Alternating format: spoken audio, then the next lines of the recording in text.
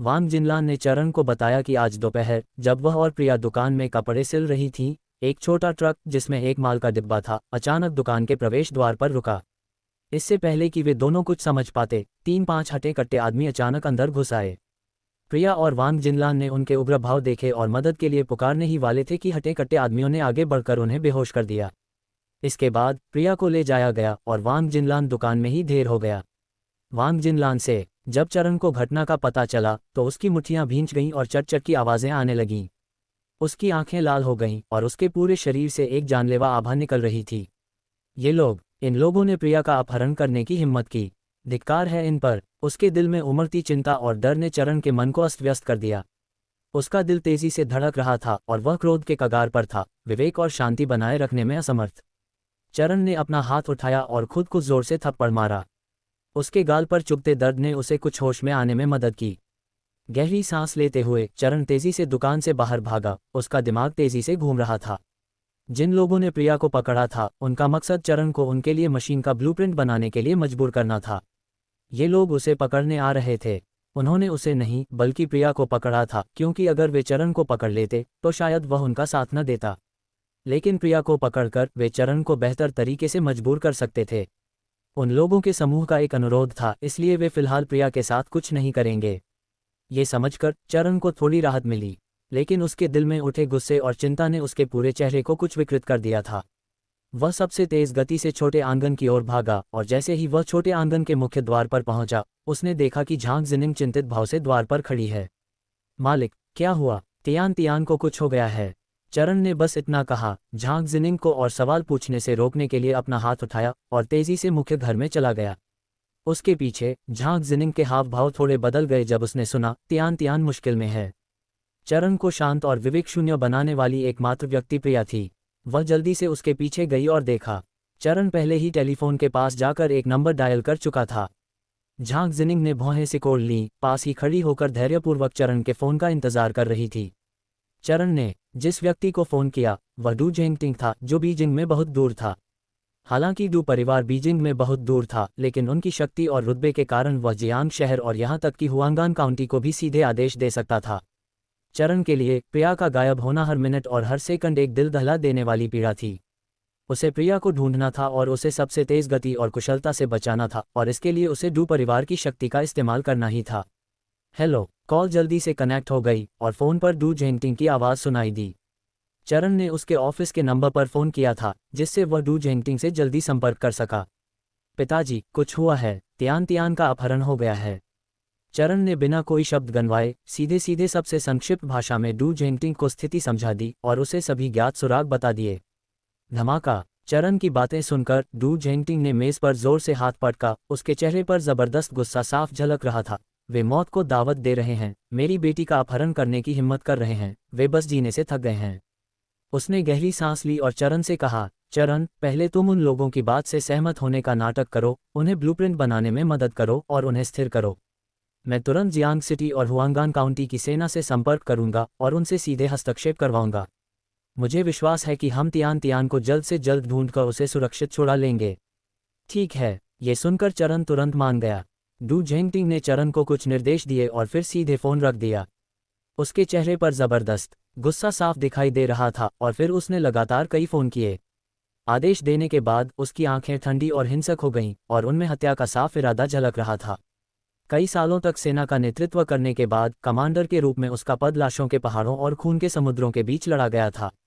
किसी ने उसकी बेटी का अपहरण करने और दामाद को धमकाने की हिम्मत की। वे सचमुच मौत को दावत दे रहे थे। चरण ने फ़ोन रख दिया तो उसे थोड़ी राहत मिली, लेकिन तभी उसके पास रखा फ़ोन फिर बज उठा। चरण ने जल्दी से हाथ बढ़ाकर फ़ोन उठाया और उसे पहले वाली भयावह आवाज़ फिर सुनाई दी। शायद, मिस्टर किन, आपने अपनी पत्नी के लापता होने की खबर पहले ही पक्की कर दी है। हम आपके साथ मजाक नहीं कर रहे। मेरी पत्नी को रिहा करवाने के लिए आप क्या चाहते हैं? चरण ने गहरी सांस ली, अपने दिल में उमड़ते गुस्से को दबाते हुए और दांत पीसते हुए पूछा। जाहिर है, आपको बस आज्ञाकारी होना होगा। जब तक आप हमें उन्नत मशीन ब्लूप्रिंट देते रहेंगे, हम स्वाभाविक रूप से प्रिया को कोई नुकसान नहीं पहुंचाएंगे। हा हा। दूसरी तरफ वाला आदमी घमंड से हंसा। चरण के माथे पर एक नस फड़क उठी। उसने फ़ोन कसकर पकड़ लिया और ठंडे स्वर में बोला, मैं अपनी पत्नी से उसकी सुरक्षा की पुष्टि के लिए बात करना चाहता हूँ, वरना आप ब्लूप्रिंट लेने की बात भूल जाए। ठीक है। हाँ, मिस्टर किन वाकई एक अच्छे इंसान हैं जो अपनी पत्नी से अपनी जान से भी ज्यादा प्यार करते हैं। ऐसे में मैं आप दोनों को कुछ बातें करने दूंगा। दूसरी तरफ वाला आदमी चरण की बात मान गया। उसने चरण को इंतजार करने को कहा, फिर फोन रख दिया। चरण सांस रोके बेचैनी से फोन के पास इंतजार कर रहा था। झांग जिनिंग पास खड़ी थी, उसका चेहरा कुछ पीला पड़ गया था। चरण की बिखरी हुई बातचीत से उसे पहले ही अंदाजा हो गया था कि प्रिया का अपहरण हो गया है। इस समय चरण प्रिया को बचाने का कोई रास्ता ढूंढने की कोशिश कर रहा था। उसने सवाल पूछने की जल्दी नहीं की, बल्कि चुपचाप चरण के साथ इंतजार करती रही। 3 मिनट बीत गए और चरण के चेहरे पर चिंता और बेचैनी के भाव उभर आए। वह फोन को गौर से देखता रहा, उसकी निगाहें लगभग उसमें छेद कर रही थीं। डिंगलिंग, फोन की घंटी जोर से बजी और चरण ने तुरंत हाथ बढ़ाकर फोन उठाया। जल्द ही उसे दूसरी तरफ से एक धीमी महिला की आवाज़ सुनाई दी, हेलो पतिदेव, मैं हूँ तियान तियान। प्रिया की आवाज़ सुनते ही चरण की आंखें भर आईं। उसने जल्दी से पूछा, तियान तियान, अब तुम ठीक हो? क्या उन्होंने तुम्हें धमकाया? क्या तुम्हें चोट लगी है?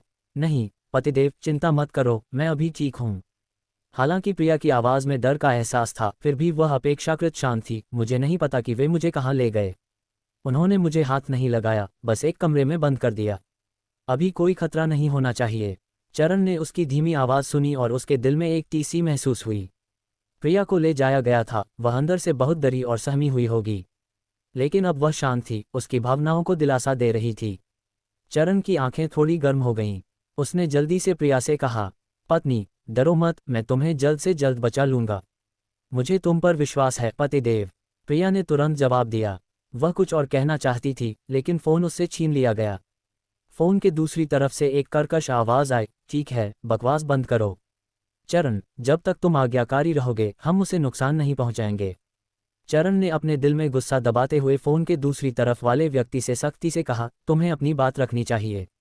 अगर मेरी पत्नी को ज़रा भी नुकसान पहुंचा तो मैं तुम सबकी जान ले लूंगा।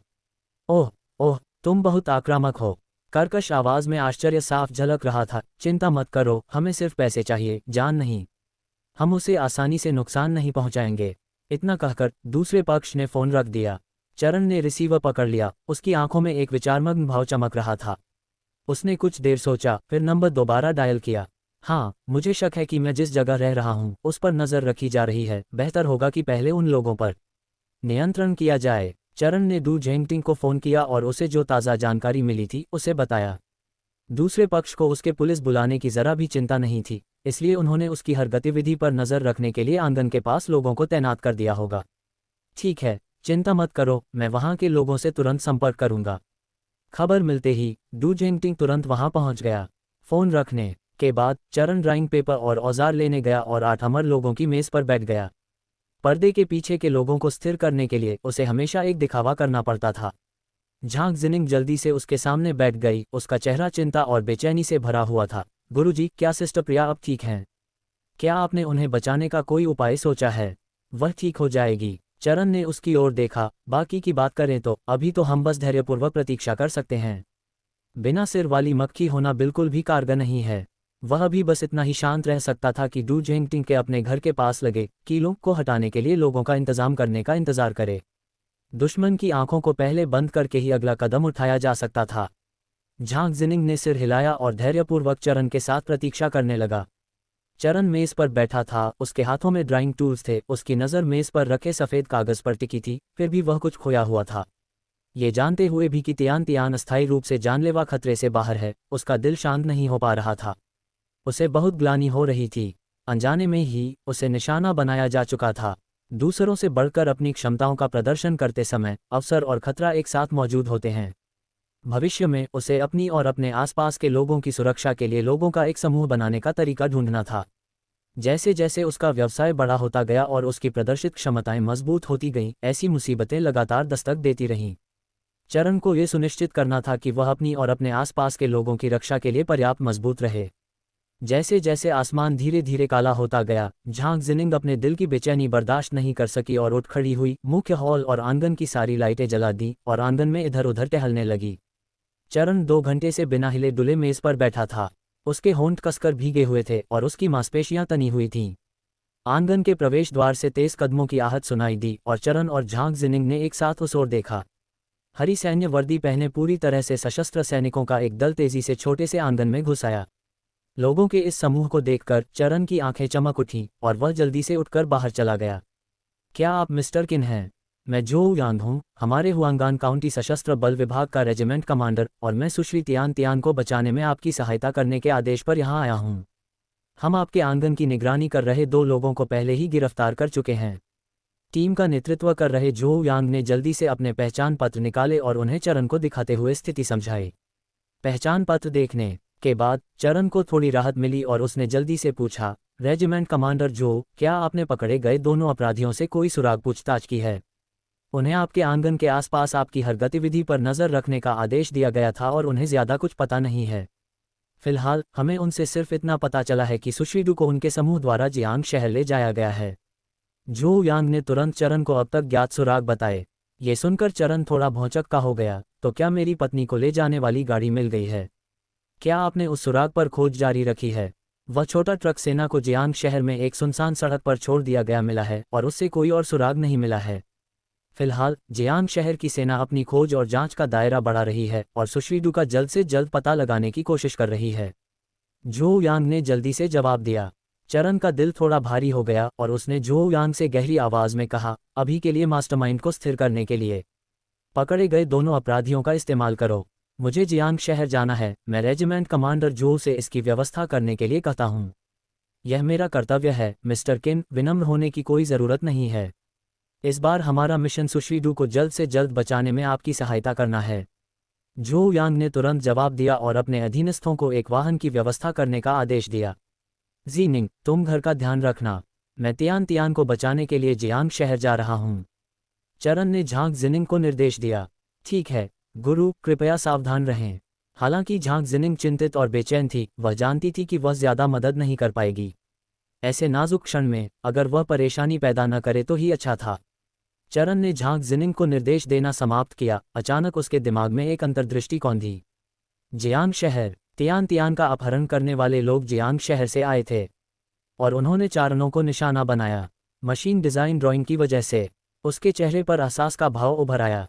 उसने जो यांग से कहा कि वह एक पल इंतजार करे, फिर मुड़कर जल्दी से घर के अंदर चला गया, फ़ोन उठाया और नंबर डायल किया।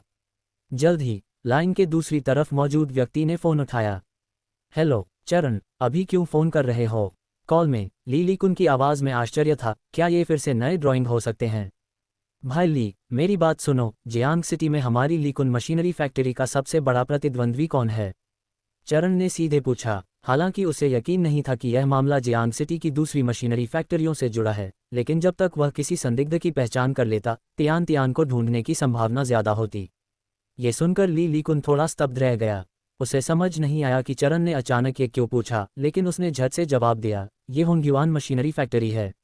मुझे याद नहीं चरण कि यह होंग्युआन मशीनरी फैक्ट्री जियांग शहर में दुर्भावनापूर्ण प्रतिस्पर्धा में लिप्त रहती थी, बाजार में उथल पुथल मचाती थी और हमारी मशीनरी फैक्ट्रियों पर इतना दबाव डालती थी कि हमें ऑर्डर नहीं मिल पाते थे। जब आप पहली बार हमारे पास आए थे तब हमारी फैक्ट्री दिवालिया होने के संकट से जूझ रही थी। बाद में आपके द्वारा दिए गए डिज़ाइन चित्रों की वजह से ही हमारी लिकुन फैक्ट्री फिर से चल पड़ी और व्यापार में लगातार वृद्धि हुई। अब हमारी लिकुन मशीनरी फैक्ट्री जियांग शहर की सबसे बड़ी मशीनरी फैक्ट्री है। मैंने सुना है कि होंग्युआन मशीनरी फैक्ट्री को हाल ही में ऑर्डर नहीं मिल रहे हैं और उनके मालिक लगभग पागल हो रहे हैं। ली लिकुन की आवाज़ में एक तरह का आत्मसम्मान था। चरण ने उसकी बातें सुनी तो उसकी भौहें सिकुड़ गईं। उसकी याददाश्त बहुत अच्छी थी और स्वाभाविक रूप से उसके मन में अभी भी इस होंग्युआन मशीनरी फैक्ट्री की कुछ छाप थी। उस समय होंग्युआन मशीनरी फैक्ट्री जियांग शहर की सबसे बड़ी मशीनरी फैक्ट्री थी और चारण ने भी सबसे पहले होंग्युआन मशीनरी फैक्ट्री से संपर्क किया था। उनके फैक्ट्री निदेशक के साथ सहयोग पर चर्चा करना चाहता था। उस समय चारण को होंग्युआन मशीनरी फैक्ट्री के फैक्ट्री निदेशक मिले, लेकिन उन्हें कोई दिलचस्पी नहीं मिली। वह फिर वहां से चले गए और उसके तुरंत बाद उन्होंने लिकुन मशीनरी फैक्ट्री के साथ एक सहयोग समझौता किया। तो क्या ये होंग्युआन मशीनरी फैक्ट्री ही थी जो परेशानी का कारण बन रही थी? ये बहुत संभव है कि जब उन्हें पता चला कि लिकुन मशीनरी फैक्ट्री का उदय चारण से जुड़ा है तो उन्होंने चारण से अपने लिए मशीन के चित्र डिज़ाइन करवाने की हर संभव कोशिश की। लेकिन चरण समझ नहीं आ रहा था कि इन लोगों ने उसे लूटने के लिए खुलेआम मुझसे संपर्क क्यों नहीं किया, बल्कि ऐसी घिनौनी और धूर्त चालें क्यों अपनाई। तियान तियान का अपहरण करके उसे अपनी बात मनवाने पर मजबूर किया। ऐसा तो कोई शरीफ इंसान नहीं करेगा। चारण को याद आया कि कैसे वह एक बार होंग्युआन मशीनरी फैक्ट्री के फैक्ट्री डायरेक्टर को ढूंढने गया था और पता चला कि फैक्ट्री डायरेक्टर अपने दफ्तर में एक औरत के साथ खिलवाड़ कर रहा था। ऐसा इंसान वाकई कोई शरीफ इंसान नहीं था। भाई ली, होंग्युआन मशीनरी फैक्ट्री का फैक्ट्री डायरेक्टर कौन है? क्या जियांग शहर के अंडरवर्ल्ड में उसका कोई करीबी है? चारण ने कुछ देर सोचा, फिर दोबारा पूछा, लोगों का अपहरण, आम लोग ऐसा करने की हिम्मत कैसे कर सकते हैं? केवल हताश अपराधी या सचमुच जघन्य व्यक्ति ही ऐसा कृत्य कर सकते हैं। चरण अभी भी ली लीकुन से और सुराग निकालना चाहता था। चरण, तुम्हें कैसे पता चला कि लियू जिनशियों के अंडरवर्ल्ड के लोगों से घनिष्ठ संबंध हैं? ली लीकुन ये सुनकर बहुत हैरान हुआ, फिर उसने जल्दी से कहा, चरण, मैं तुम्हें बता दूं कि होंग्युआन मशीनरी फैक्ट्री का फैक्ट्री डायरेक्टर लियू जिनेक्सियोंग कोई साधारण इंसान नहीं है। उसकी मशीनरी फैक्ट्री सिर्फ 2-3 सालों में जियांग शहर की सबसे बेहतरीन फैक्ट्रीज में से एक बन गई। इसका एक कारण जियांग शहर की भूमिगत ताकतों के साथ उसका घनिष्ठ संबंध भी है। मैंने सुना लियू जिनेक्सियोंग का जियांग शहर में एक कट्टर भाई है जिसने अपने अधीन गुंडों का एक बड़ा समूह इकट्ठा कर रखा है जो मनोरंजन स्थलों की देखभाल करता है और सुरक्षा शुल्क वसूलता है। ऐसा इसलिए भी है क्योंकि उसके पीछे अंडरवर्ल्ड के ऐसे लोग हैं जो उसका साथ देते हैं, इसलिए आम लोग लियू जिनेक्सियोंग को भड़काने की हिम्मत नहीं करते। ली लीकुन की बातें सुनकर चरण को 70 से 80% यकीन हो गया कि प्रिया के अपहरण का संबंध लियू जिनेक्सियोंग से ही है। ठीक है भाई ली, शुक्रिया, मुझे कुछ और काम निपटाने हैं, बाद में बात करते हैं। फोन रखते ही चरण ने जल्दी से जोऊ यांग की ओर देखा जो पास ही इंतजार कर रहा था। रेजिमेंटल कमांडर जोऊ, कृपया जियांग सिटी में जांच के प्रभारी व्यक्ति को सूचित करें कि वह जियांग सिटी में होंगुआन मशीनरी फैक्ट्री के फैक्ट्री निदेशक लियू जिनेक्सियोंग की जांच पर ध्यान केंद्रित करें। बहुत संभव है कि वही इस घटना का मास्टरमाइंड हो। जोऊ यांग ने यह सुनकर जल्दी से सिर हिलाया। ठीक है मिस्टर किन, मैं आपका फ़ोन उधार ले लूँगा। चरण एक तरफ हट गया और जोऊ यांग ने जल्दी से एक नंबर डायल किया। जियांग सिटी को स्थिति की सूचना देने के बाद सभी लोग उठ खड़े हुए और तेजी से छोटे आंगन से बाहर चले गए। झांग जिनिंग सभी को आंगन के गेट तक ले गई। उसने छोटे आंगन के बाहर गली में 2-3 सैन्य हरे रंग की जीपें खड़ी देखीं। इसी समय चरण और उसका समूह जल्दी से गाड़ियों में सवार हो गया जो फिर तेजी से रात में गायब हो गईं। झांग जिनिंग ने उस दिशा में देखा जहां गाड़ियां गायब हुई थीं और मन ही मन प्रार्थना कर रही थी, मास्टर जरूर सिस्टर प्रिया को सुरक्षित बचा पाएंगे, जरूर। जियांग सिटी, रात धुंधली थी और स्ट्रीट लाइटें अभी अभी जलने वाली थीं। जुनई कैबरे, तीसरी मंजिल पर एक निजी कमरे में लियू जिनशियोंग अपनी तोंद के साथ लाल वाइन का गिलास पकड़े सोफे पर पीठ टिकाए, आंखें सिकुड़ते हुए और खुशी से मुस्कुराते हुए लेटे थे। लगता है मेरी योजना वाकई सही थी। वह चरण अपनी पत्नी की बहुत परवाह करता है। उसने बिना किसी हिचकिचाहट के मशीन के ब्लूप्रिंट डिज़ाइन करने में हमारी मदद करने के लिए तुरंत हामी भर दी। उसके सामने बैठा लंबा हट्टा-कट्टा अधेड़ आदमी बहुत ही विस्फोटक लग रहा था। लियू जिनशियोंग की बातें सुनकर वह मुस्कुराए बिना नहीं रह सका। तुम अब भी पहले जैसे ही चालाक हो, बूढ़े लियू। तुम बिना कोई पैसा खर्च किए मुफ्त में उच्च स्तरीय डिज़ाइनर ब्लूप्रिंट पाना चाहते हो। उसका नाम जियांग हुई है, जुनई कैबरे का मालिक, जिसे अंडरवर्ल्ड में हुई गे के नाम से जाना जाता है। वह लियू जिनशियोंग का भाई भी है। चूंकि वह अपनी पत्नी की इतनी परवाह करता है, इसलिए मैं उसे आसानी से जाने नहीं दूंगा। लियू जिनशियोंग हंसा, जब तक उसकी पत्नी मेरे हाथ में है, मैं इस चरण का इस्तेमाल हमेशा कर सकता हूँ। हाँ, क्या तुम्हें डर नहीं है कि वह जल्दबाजी में कोई फैसला सुना देगा? किस बात का डर? क्या हुई गे यहाँ नहीं है? लियू जिनशियोंग ने गर्व से मुस्कुराते हुए रेड वाइन का एक छोटा सा घूंट लिया। मेरे लोगों ने जांच की और पाया कि चरण ने तकनीकी इक्विटी भागीदारी के जरिए ली लीकुन के साथ गठजोड़ किया था और लीकुन मशीनरी फैक्ट्री में 40% हिस्सेदारी रखता था। वह लीकुन मशीनरी फैक्ट्री का एक छोटा सा मालिक है, तो हम उसे कैसे अपने पाले में कर सकते हैं? बेकार की मेहनत पर ढेर सारा पैसा खर्च करने के बजाय मुझे ये कारगर तरीका ज़्यादा पसंद है। जियांग हुई उसकी बात सुनकर जोर से हंसे बिना नहीं रह सका। वह और लियू जिनशियोंग एक ही नाव में सवार थे। लियू जिनशियोंग को चरण से ब्लूप्रिंट मिलना और ढेर सारा पैसा कमाना, जाहिर है, उसके लिए अच्छा फायदा था। ठीक है, अब जब गंभीर काम हो गया है, हुई गे, मैंने सुना है कि तुमने हाल ही में अपने कैबरे में बहुत सारे अच्छे सामान खरीदे हैं। मेरे भाई को उन्हें दिखाने दो। लियू जिनेक्सियोंग ने अपने मुंह के कोने चाटे, उसकी आंखें अधीरता से भर गईं। हाँ, मुझे पता था कि मेरे भाई को इस तरह की चीज़ें पसंद हैं। लियांग, जाओ उन्हें ऊपर लाओ। जियांग हुई ने अपना सिर घुमाया और अपने पीछे छोटे भाई को निर्देश दिया।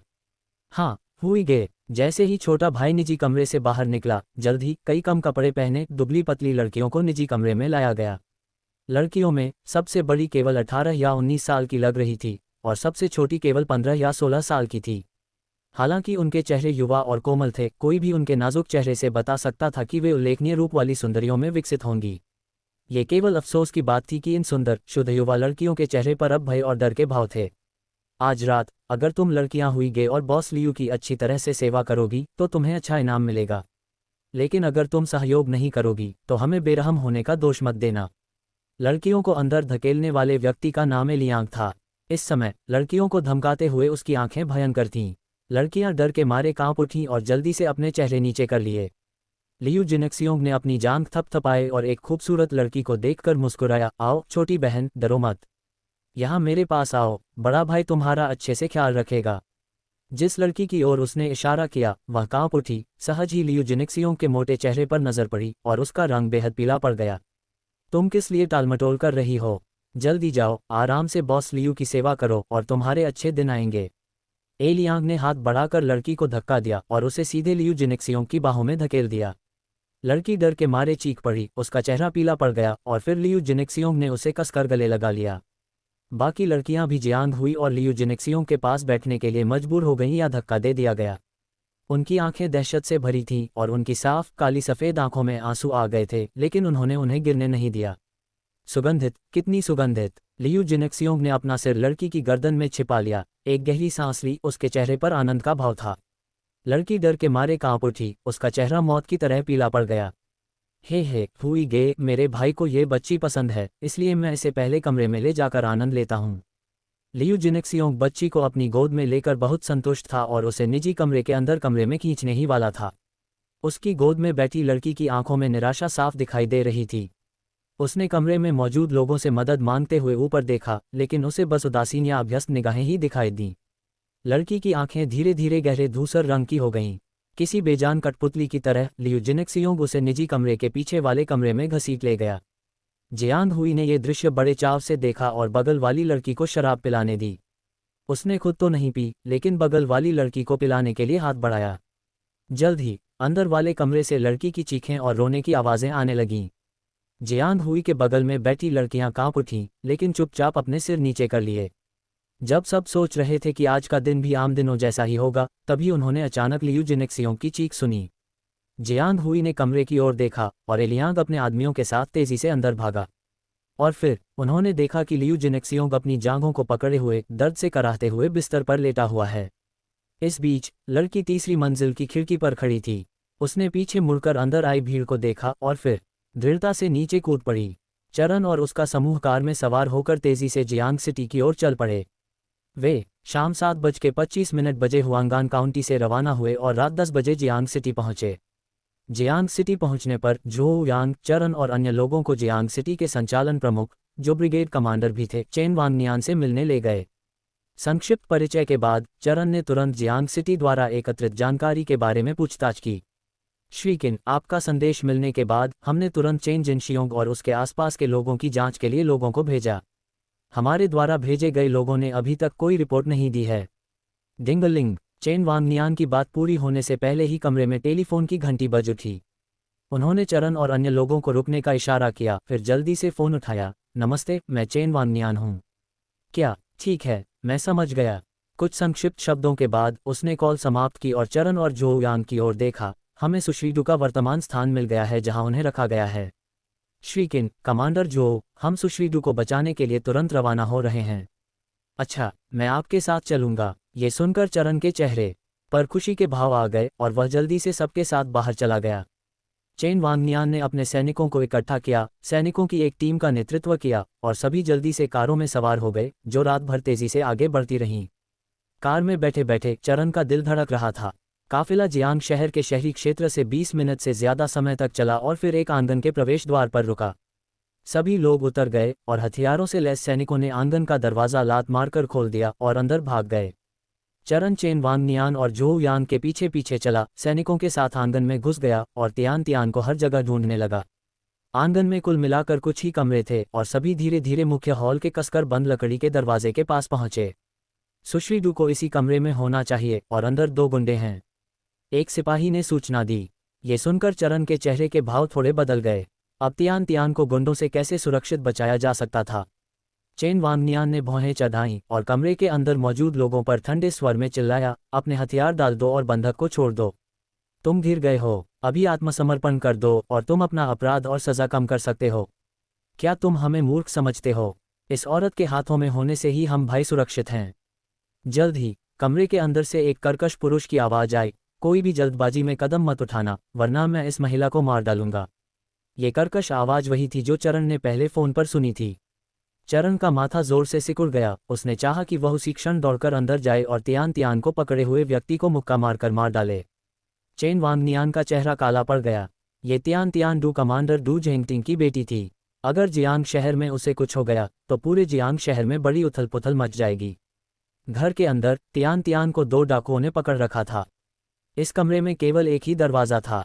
अगर वे अंदर घुस गए और गुंडों का क्रूर स्वभाव भड़क गया तो तियान तियान को बहुत नुकसान पहुंच सकता था। तियान तियान को इस कमरे से सुरक्षित कैसे बचाया जा सकता था? चरण अचानक उसके पास झुका, कुछ शब्द फुसफुसाए। उसकी बातें सुनते ही चेन वांगनियान की भौहें थोड़ी ढीली पड़ गईं। धीरे धीरे समय बीतता गया और सभी लोग आंगन में खड़े थे, कमरे के अंदर मौजूद गुंडों के साथ तनावपूर्ण गतिरोध में। कमरे के अंदर झांग फू और झांग वांग पसीने से तरबतर थे और तियान तियान की गर्दन पर खंजर ताने हुए थे। दोनों भाइयों को तियान तियान की रखवाली करने और बारी बारी से आराम करने का आदेश दिया गया था। अभी झांग फू आंगन के प्रवेश द्वार पर पहरा दे रहा था, जबकि झांग वांग मुख्य हॉल में मेज पर आराम कर रहा था। झांग फू ने सैन्य वाहनों को अपनी ओर तेजी से आते देखा और उसे लगा कि कुछ गड़बड़ है। वह जल्दी से झांग वांग को जगाने के लिए वापस दौड़ा, जो पहले तियान तियान के साथ भागने की योजना बना रहा था। हालांकि उन्हें उम्मीद नहीं थी कि सैन्य वाहनों से उतरने वाले लोग अच्छी तरह से प्रशिक्षित सैनिक थे। उनके पास तियान तियान के साथ भागने का कोई मौका नहीं था और वे घर के अंदर फंस गए थे। इस समय तियान तियान का चेहरा पीला पड़ गया था, उसकी गर्दन पर खंजर दबा हुआ था, उसका दिल लगातार धड़क रहा था। हालांकि बाहर के लोग उसे बचाने के लिए वहां मौजूद थे, लेकिन वह इस समय सबसे खतरनाक स्थिति में थी। वह सोच रही थी कि क्या उसे कभी चारण को फिर से देखने का मौका मिलेगा। तियान तियान की आंखों में उदासी और डर की एक झलक उभर आई। अगर दुर्भाग्य से उस पर कोई मुसीबत आ पड़ी तो चारण बाकी जिंदगी कैसे जिएगा? और उसके गर्भ में पल रहा उसका बच्चा कितना मासूम था। बड़े भाई, हम यहाँ हमेशा नहीं रह सकते। झांग वांग पसीने से तरबतर हो गया था। उसने दांत पीसते हुए कहा, अगर हम इसी तरह डटे रहे तो आखिरकार पकड़े जाएंगे। तो फिर तुम्हारा क्या सुझाव है? पूरा आंगन उनसे घिरा हुआ है, हम कैसे बचेंगे? इस समय झांग फू का चेहरा भी बहुत उदास था। दोनों भाई हमेशा जियांग हुई के अधीन काम करते थे। पहले वे सिर्फ सुरक्षा शुल्क वसूलते थे, जगहों पर नजर रखते थे और उपद्रवियों से निपटते थे। किसी का अपहरण करना उनके लिए पहली बार था। वे पहले से ही थोड़े डरे हुए थे और अब दर्जनों सैनिकों से घिरे होने के कारण उनके पैर थोड़े कमजोर लग रहे थे। ये औरत इतने सारे लोगों को अपनी जान बचाने के लिए आकर्षित कर सकती है, जिससे पता चलता है कि उसकी पहचान असाधारण होगी। हम उसे बंधक बना सकते हैं, बाहर वालों को धमका सकते हैं, उनसे हमारे लिए गाड़ी और पैसे तैयार करवा सकते हैं और फिर हम भाग सकते हैं। झांग वांग ने हिचकिचाते हुए एक सुझाव दिया। झांग फू ने तियान तियान को गौर से देखा, ये सोचते हुए कि सफलता की कितनी संभावनाएं हैं। बड़े भाई, हमारे पास सोचने का समय नहीं है, झांग वांग ने जल्दी से आग्रह किया। ठीक है, हम वही करेंगे जो तुम कहोगे। झांग फू ने दांत पीसते हुए तियान तियान की गर्दन पर खंजर तानते हुए धमकी दी, हमारा साथ दो, जब तक हम भाई सुरक्षित बच निकलते हैं हम तुम्हारी जान बख्श देंगे। क्या तुमने सुना? तियान तियान इतनी डरी हुई थी कि उसके होंठ पीले पड़ गए और उसने जल्दी से सिर हिलाया, मैंने तुम्हारी बात सुनी। अच्छा, झांग वांग, जाकर बाहर वालों को आवाज लगाओ। झांग फू ने हाथ बढ़ाकर तियान तियान को ऊपर खींच लिया और झांग वांग को बाहर वालों से बातचीत करने का इशारा किया। ठीक है। झांग वांग ने गहरी सांस ली और अपनी शर्तें बताने ही वाला था कि अचानक उसे बाहर से एक बूढ़ी आवाज सुनाई दी। तुम दोनों बदमाश, क्या कर रहे हो? जल्दी करो और उस लड़की को छोड़ दो। ये पुरानी डांट सुनकर झांग फू और झांग वांग मानो बिजली से गिर पड़े। उनके चेहरे हरे और सफ़ेद हो गए, बिल्कुल भी तैयार नहीं थे कि बाहर वाले उनकी बूढ़ी माँ को बुलाएंगे। दरअसल इस समय कमरे के बाहर खड़ी महिला झांग फू और झांग वांग की जैविक माँ झांग चारण ने अभी अभी चेन वांगनियान से तियान तियान को घर के अंदर बंधक बनाए हुए गुंडों की जांच करने को कहा था, ये देखने के लिए कि क्या उनमें कोई कमजोरी है। अगर उनमें कोई कमजोरी नहीं थी तो चेन वांगनियान और चारण ने गुंडों की मांगों का इंतजार करने, उनकी कोई खामी बताने का इंतजार करने और फिर उन्हें मारने के लिए स्नाइपर्स का इंतजाम करने की योजना बनाई। लेकिन ऐसा करने में जोखिम था। अगर तियान तियान को जरा भी नुकसान होता तो यह चारण और चेन वांगनियान को बर्दाश्त नहीं होता। सौभाग्य से झांग फू और झांग वान का अभी भी परिवार था। हालांकि वे जियांग हुई के लिए काम करते थे, लेकिन वे पतिव्रता लोग थे। इसलिए चारन और चेन वांगनियान ने किसी के जरिए झांग को अपने घर बुलाया। जब झांग को पता चला कि उसके 2 बेटों का अपहरण कर लिया गया है और उन्हें बंधक बना लिया गया है, तो वह बहुत डर गई। वह तुरंत झांग फू और झांग वान को समझाने के लिए आगे आए। तुम दोनों बदमाश ऐसे घिनौने काम कर रहे हो, क्या तुम मुझे मरने के लिए मजबूर करना चाह रहे हो? झांग फू, झांग वान, तुम दोनों मुझे भूमिगत कर दोगे और अपने पिता का सामना करने में शर्मिंदा करोगे। झांग दरवाजे के बाहर रोई और विलाप करने लगी। रात में उसकी आवाज़ विशेष रूप से वीरान लग रही थी। कमरे के अंदर झांग फू और झांग वांग दोनों भाइयों के चेहरे पीले और आंखें मटमैली थीं। दरवाजे के बाहर झांग उनकी माँ थी। उनके पिता की मृत्यु बचपन में ही हो गई थी और झांग ने दोनों भाइयों का बड़ी मेहनत से पालन पोषण किया था। वे तीनों, माँ और बेटे, एक दूसरे पर निर्भर थे, इसलिए उनकी भावनाएं स्वाभाविक रूप से गहरी थीं। पहले वे दोनों जियांग हुई को ढूंढने गए थे क्योंकि वे ज्यादा पैसा कमाना चाहते थे ताकि झांग अपने बुढ़ापे का आनंद जल्दी ले सके। अब झांग की चीखें दरवाजे के ठीक बाहर थीं और झांग फू और झांग वांग के दिलों में एक गांठ सी बंध गई। प्रिया ने भाइयों की झिझक देखी और जल्दी से फुसफुसाकर कहा, तुम लोग मास्टरमाइंड नहीं हो।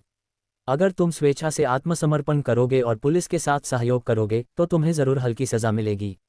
अगर तुम जिद करते रहे और तुम दोनों भाई मर गए तो तुम्हारी माँ के प्रति तुम्हारे पुत्रवत कर्तव्य कौन निभाएगा? झांग फू और झांग वांग ने एक दूसरे को देखा, उनके भाव थोड़े डगमगा रहे थे। प्रिया के शब्दों ने उनके दिल को छू लिया। झांग फू, झांग वांग, अगर तुम दोनों ने उस लड़की को बाहर नहीं जाने दिया तो मैं अपना सिर इस दरवाजे से फोड़ दूंगा। बाहर झांग ने कड़वाहट से कहा, खैर, इस उम्र में मैं काफी जी चुका हूं। जल्दी मरने का मतलब है कि मैं तुम्हारे पिता से जमीन के नीचे जल्दी मिल सकूंगा। नहीं माँ, नहीं। सभी ने सिर्फ दरवाजे की चरमराहट सुनी और झांग फू ने कमरे के अंदर से उसे खोल दिया। दोनों भाई शर्म से दरवाजे पर खड़े झांग की ओर देखने लगे। हिलना मत, हाथ ऊपर करो। बाहर सैनिकों ने झांग फू और झांग वांग पर अपनी बंदूकें तान दीं। झांग फू और झांग वांग के चेहरे पीले पड़ गए और उन्होंने जल्दी से अपने हाथ ऊपर कर लिए। झांग आगे बढ़ा और दोनों भाइयों को बेतहाशा पीटने और घूंसे मारने लगा। तुम दोनों भाई सच में दुष्ट हो। मैं ऐसे बदमाशों को कैसे जन्म दे सकता हूँ?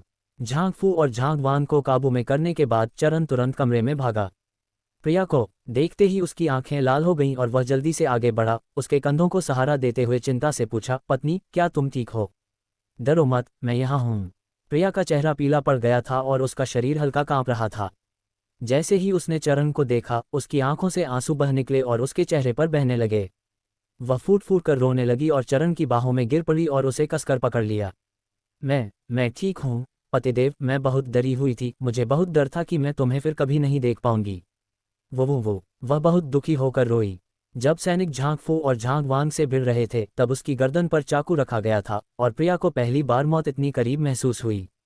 चरण का दिल बुरी तरह दुख रहा था। उसने प्रिया को कसकर पकड़ लिया, उसकी पीठ थपथपाई और उसे धीरे से दिलासा दिया। सब ठीक है, सब ठीक है, अब तुम सुरक्षित हो। उसने प्रिया के आंसू पोंछे और धीरे से उसकी भावनाओं को शांत किया। प्रिया कुछ पल रोती रही, फिर चरण के दिलासे से वह धीरे धीरे शांत हुई। इतने सारे लोगों को अपनी ओर देखते देख उसके गाल थोड़े लाल हो गए और वह झट से चरण की गोद से उठ गई। हालांकि चरण ने सीधे झुककर उसे अपनी बाहों में भर लिया। उसने चेन वांगनियान की ओर देखा और कहा, बटालियन कमांडर चेन, मुझे अपनी पत्नी को जांच के लिए अस्पताल ले जाना है। कृपया मेरे लिए इसकी व्यवस्था करें। प्रिया गर्भवती थी और अपराधियों ने उसे जबरन जियांग शहर में अगवा कर लिया था। चरण बहुत चिंतित था कि उसे कोई नुकसान पहुंचा है, इसलिए उसे पूरी तरह से निश्चिंत होने से पहले उसे जांच के लिए अस्पताल ले जाना पड़ा। ठीक है, यह मेरा कर्तव्य है। चेन वांगनियान ने तुरंत सहमति जताई और सैनिकों को एक गाड़ी तैयार करने का आदेश दिया। वह रुका और फिर बोला, श्री किन, सुश्रीडू के अपहरण और आपको धमकी दिए जाने के मामले की हम अभी जांच कर रहे हैं। यह मामला वास्तव में होंग्युआन मशीनरी फैक्ट्री के लियू जिनशियोंग से संबंधित है। हम आज रात पूरी जांच करेंगे और कल सुबह तक हमें कोई नतीजा मिल जाएगा। धन्यवाद बटालियन कमांडर चेन। मेरी पत्नी के बचाव के संबंध में कृपया डू कमांडर को सूचित करना न भूलें। ठीक है श्री किन, निश्चिंत रहें। चेन वांगनियान ने तुरंत जवाब दिया। अगर चरण ने उसे निर्देश नहीं दिए होते तो भी वह तुरंत डू जेंगटिंग को फोन करके स्थिति स्पष्ट कर देता। आखिरकार डू जेंगटिंग बीजिंग में फोन पर लगातार खबरों का इंतजार कर रहा था। चरण ने चेन वांगनियान को सिर हिलाया और प्रिया को गोद में लिए हुए तेजी से आंगन से बाहर चला गया। उनके पीछे झांक के अपने दोनों बेटों को कोसने की आवाज़ें अभी भी बीच बीच में सुनाई दे रही थीं। चेन वांगनियान ने हाथ हिलाया और सैनिक झांग फू और झांग वांग को बाहर ले गए। Jiang city first people's hospital. हालांकि रात के 1 बज चुके थे, फिर भी अस्पताल में डॉक्टर और नर्स ड्यूटी पर थे। चरण द्वारा प्रिया को अस्पताल लाने के बाद उसकी विस्तृत जांच की गई। परीक्षा परिणाम आने के बाद ही चरण थोड़ी राहत महसूस हुई। प्रिया को बस थोड़ी सी घबराहट हुई थी। इसके अलावा उसकी गर्दन के पिछले हिस्से पर जोरदार चोट लगी थी, जिससे कुछ चोट और सूजन आ गई थी। डॉक्टर ने गर्भवती महिलाओं के लिए सुरक्षित मरहम लगाने की सलाह दी थी। चरण अब बिस्तर के पास खड़ा प्रिया को मरहम लगा रहा था। जैसे ही मरहम चोट पर लगाया गया, प्रिया दर्द से सहज ही सिहर उठी। चरण ने उसे थाम लिया, उसकी आंखों में कोमलता भरी थी। अच्छा करो, सहन करो। एक बार दवा असर कर जाए तो एक पल में दर्द नहीं होगा। उसकी कोमल आवाज़ सुनकर प्रिया पूरी तरह से निश्चिंत हो गई। उसने हाथ बढ़ाकर चरण की कमर को कसकर पकड़ लिया और अपना चेहरा उसके पेट से टिका दिया। पतिदेव, आप बहुत अच्छे हैं। चरण की आंखें स्नेह से भर आई जब उसने धीरे से प्रिया को मरहम लगाना समाप्त किया।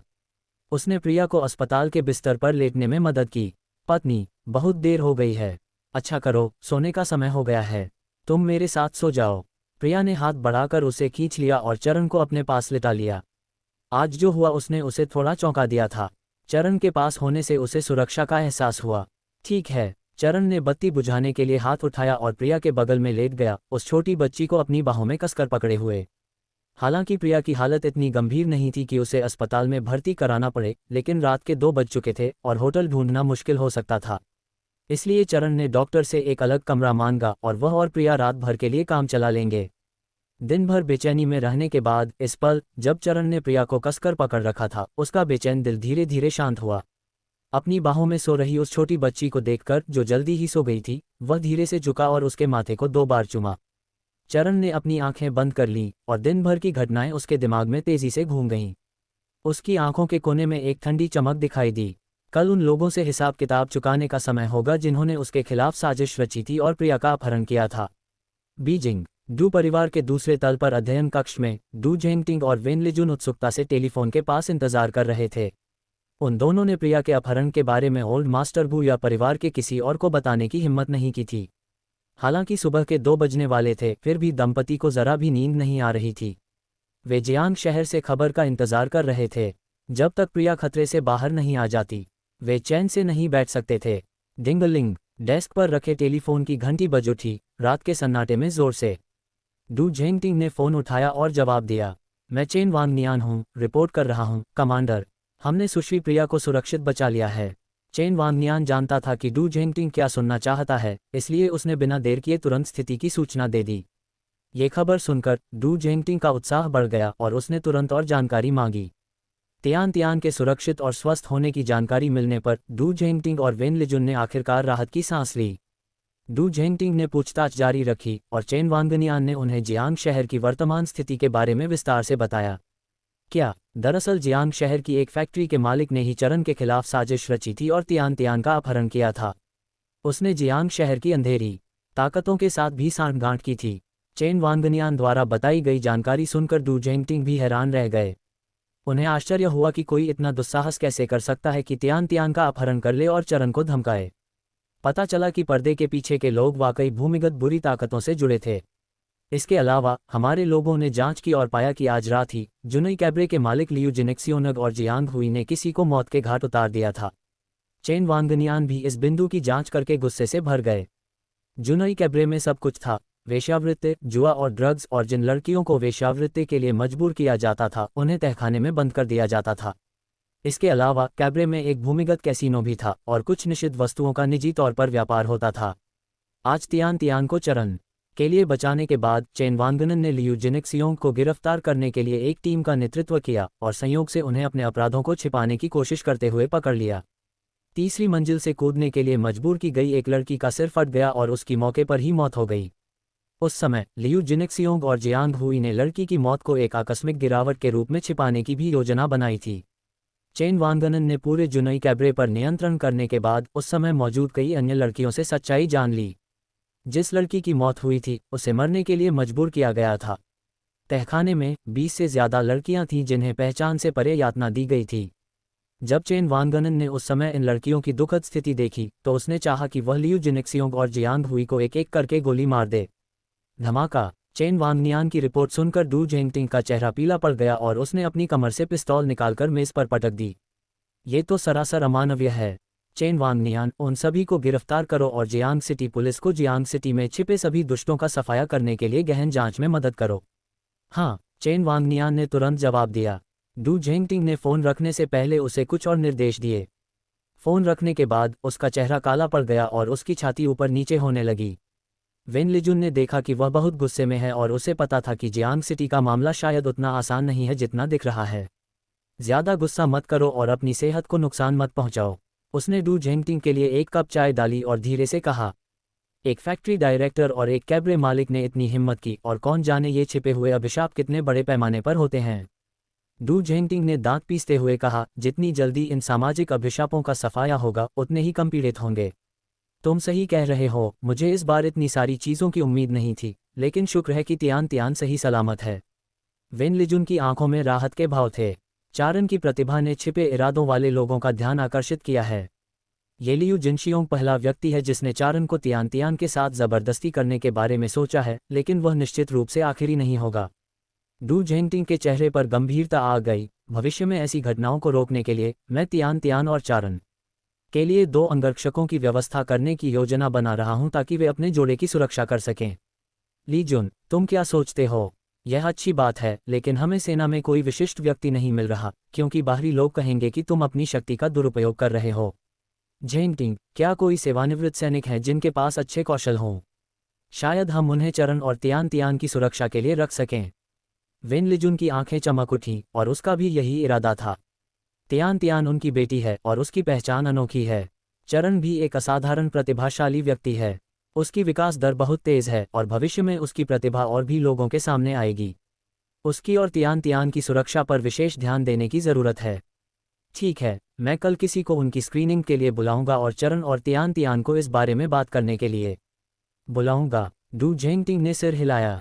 ठीक है, तो अभी इसे यहीं रहने देते हैं। वेन लिजुन को अब काफ़ी राहत महसूस हुई।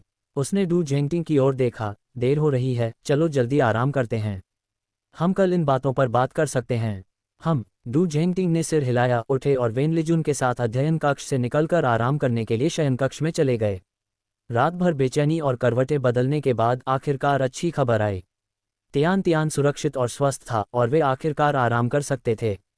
अगली सुबह 9 बजे चरन और तियान तियान के उठने के बाद सुबह के लगभग 9 बज चुके थे।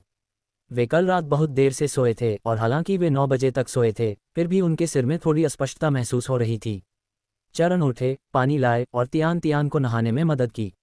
नहाने के बाद वे अस्पताल के पास एक नाश्ते की दुकान पर गए, नाश्ता किया, उन्होंने अपना पेट भरा और फिर अस्पताल लौट आए। इस समय जियांग शहर के पुलिस प्रमुख चेन वांगनियान और लिन युवानडोंग वार्ड के बाहर गलियारे में पहले से ही उनका इंतजार कर रहे थे। चरन को तियान तियान का हाथ पकड़े अपनी ओर आते देख दोनों जल्दी से उनसे मिलने गए। श्रीकिन, सुशीडू, इस अपहरण की घटना के संबंध में हमने विस्तृत प्रगति की है।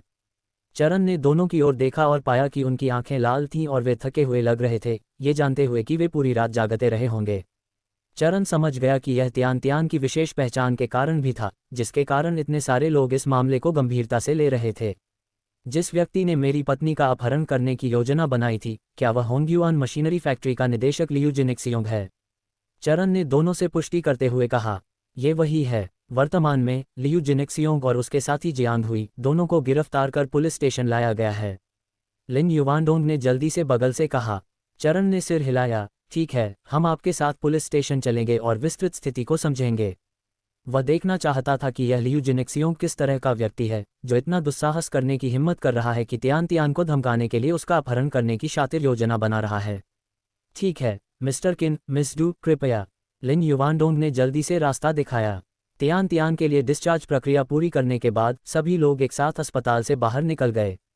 जियांग सिटी पुलिस स्टेशन पहुंचने पर लिन युवानडोंग और चेन वांगनियान ने चरन और तियान तियान को वर्तमान जांच और पूछताछ के परिणाम सुनाए। ये घटना वास्तव में वैसी ही थी जैसा चरन ने अनुमान लगाया था। लियू जिनिक्सियोंग ने चरन द्वारा डिजाइन की गई मशीन के ब्लूप्रिंट को चाहा था। जियांग सिटी में हाल ही में लीकुन मशीनरी फैक्ट्री का कारोबार तेजी से बढ़ रहा है। लियू जिनिक्सियोंग ने एक बार लीकुन मशीनरी फैक्ट्री को रौंद डाला था, तो अब वह लीकुन मशीनरी फैक्ट्री को उनसे कहीं आगे निकलते कैसे देख सकता था। इसलिए एक विस्तृत जांच के बाद उसने चरन को निशाना बनाया।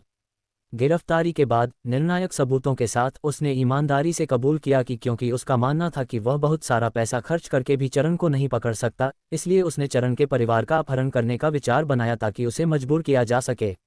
और ये तथ्य कि वह इतना शातिर और कपटी काम कर सकता था, स्पष्ट रूप से पहली बार नहीं था। लिन युवानडोंग ने रात भर लोगों को जांच के लिए भेजा, उन्हें लियू जिनेक्सियोंग के बारे में और आपराधिक सबूत मिले। इस बार जुनई कैब्रे में किसी को मौत के घाट उतारने के अलावा उसने अपनी मशीनरी फैक्ट्री में भी यही किया। फैक्ट्री में काम करने वाली कई महिला कर्मचारियों के साथ उसने नर्म और कठोर दोनों तरह के हथकंडे अपनाए। लिन युवानडोंग की बातें सुनकर चरण और प्रिया बहुत हैरान हुए।